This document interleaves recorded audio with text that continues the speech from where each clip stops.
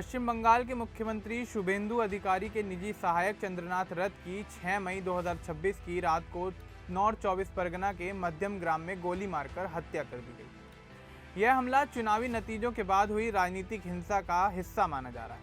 अब पुलिस को इस मामले में एक बड़ा अपडेट मिला है। बिहार और उत्तर प्रदेश से 3 लोगों को हिरासत में लिया गया है। इन पर हत्या में शामिल होने का शक है। पुलिस इनसे पूछताछ कर रही है और हत्या का मोटिव पता करने की कोशिश कर रही है। एक आरोपी के टोल प्लाजा पेमेंट से पुलिस को सुराग मिला और फिलहाल यह पूरा मामला जांच के अधीन है। तो चलिए आगे बढ़ते हैं और आपको विस्तार से बताते हैं कि आखिर क्या है ये पूरा मामला। दरअसल अप्रैल 2026 में पश्चिम बंगाल में विधानसभा चुनाव हुए। चुनाव में बीजेपी ने बड़ी जीत हासिल की और शुभेंदु अधिकारी को सूबे का मुख्यमंत्री बनाया गया।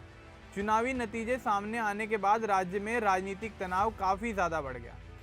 बंगाल में कई जगहों पर हिंसा की घटनाएं हुई। इसी बीच 6 मई 2026 की रात को एक बड़ी घटना घटी।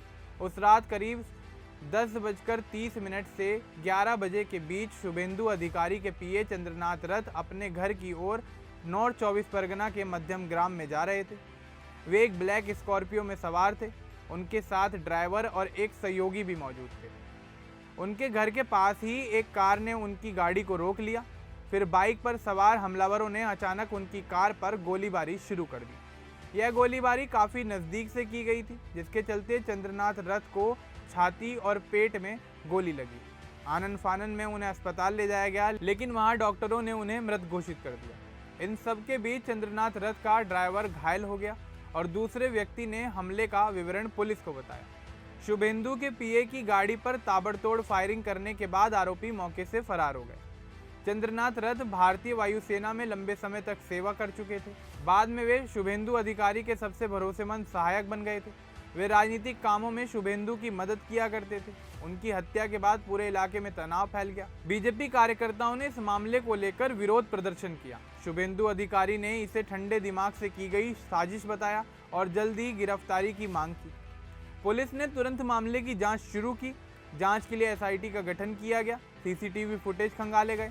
मामले की थोड़ी आगे बढ़ने के बाद पता चलता है कि हमले में इस्तेमाल हुई कार पर फर्जी नंबर प्लेट लगी हुई थी।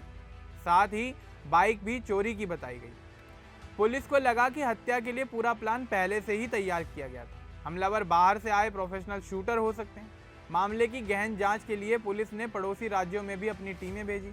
जांच में उत्तर प्रदेश और बिहार से जुड़े हुए कुछ सुराग मिले। टोल प्लाजा पर एक ऑनलाइन पेमेंट से पुलिस को महत्वपूर्ण जानकारी मिली। इसी आधार पर 10 मई 2026 को पुलिस ने कार्रवाई की। बिहार के बक्सर और उत्तर प्रदेश के बलिया से 3 लोगों को हिरासत में लिया गया। इनके नाम बलिया निवासी राज सिंह, बक्सर निवासी मयंक राज मिश्रा और विक्की मौर्य बताए जा रहे हैं। इन तीनों को देर रात पश्चिम बंगाल लाया गया था। उन्हें मध्यम ग्राम पुलिस स्टेशन में रखा गया है। पुलिस इनसे पूछताछ कर रही है कि हत्या में इनकी क्या भूमिका थी। क्या वे शूटर थे? क्या उन्होंने मदद की या सिर्फ लॉजिस्टिक सपोर्ट दिया?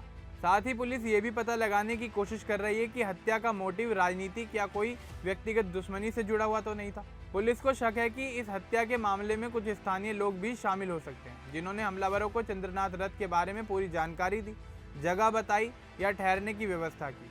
जांच टीम स्थानीय अपराधियों और बाहरी गिरोह के बीच कनेक्शन ढूंढ रही है। अभी तीनों को औपचारिक रूप से गिरफ्तार किया गया और पुलिस द्वारा उनसे पूछताछ की जा रही है। पुलिस जल्द ही प्रेस रिलीज जारी करने वाली है। इस हत्या के बाद राज्य में राजनीतिक आरोप प्रत्यारोप का दौर शुरू हो गया।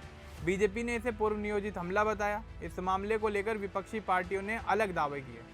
पुलिस ने पूरे इलाके में अतिरिक्त बल तैनात कर दिया। सीमा वाले जिलों में नाकेबंदी बढ़ा दी गई ताकि अपराधी भाग न सकें। चंद्रनाथ रथ की उम्र 41 से 42 साल के आसपास थी। वे पूर्व मेदिनीपुर के चंडीपुर के रहने वाले थे।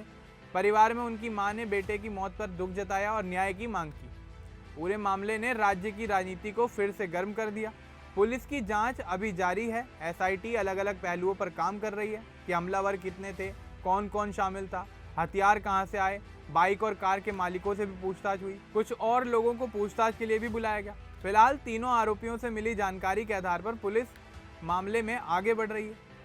अगर इनके अलावा और भी लोग इस मामले में शामिल पाए गए तो उनकी भी तलाश की जाएगी। यह मामला पश्चिम बंगाल में चुनाव के बाद की हिंसा का एक प्रमुख उदाहरण बन गया है। पुलिस का कहना है कि सबूतों से साफ है कि हमला पहले से प्लान किया गया था। हमलावरों ने रेकी की थी और मौके की जानकारी ली थी।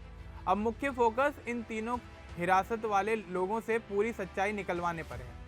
यह पूरा घटनाक्रम दिखाता है कि चुनावी नतीजों के बाद राजनीतिक माहौल अभी भी संवेदनशील बना हुआ है। आम लोग शांति चाहते हैं, पुलिस अपनी जांच पूरी करके दोषियों को सजा दिलाने की कोशिश कर रही है। अब इस पूरे मामले को लेकर आपका क्या कुछ कहना है, हमें कमेंट बॉक्स में जरूर बताएं। बाकी इस तरह के और अपडेट्स के लिए हमारे चैनल को सब्सक्राइब करना ना भूलें। धन्यवाद।